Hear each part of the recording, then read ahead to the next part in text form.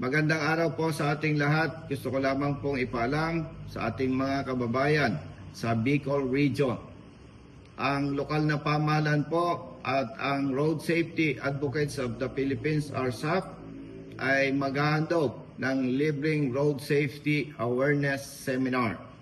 Ito po ay gaganapin sa August 23, 2025, Sabado. Ang registration po ay magaganap mula alas 8 ng umaga hanggang alas 10 ng umaga.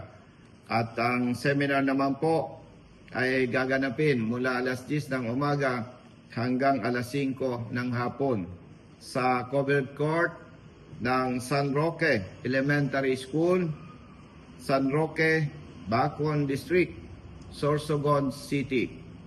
Ang mga kapatid po nating riders, tricycle drivers, jeepney drivers, truck drivers, bus drivers at iba pa ay maaaring dumalo dito sa libreng seminar. Ang mga dadalo po ay makakatanggap ng certificate at stickers ng RSAP bilang bagong kasapi ng ating advokasya. At nais ko rin pong iparating sa inyo na dito sa ating inihahandog na libreng seminar, kasama po natin ang Geely helmets, Zebra helmets, B-Stars, and Cylon tires. Sila po ang walang sawang sumusuporta dito sa ating advokasya. Magkita-kita po tayo. Maraming salamat.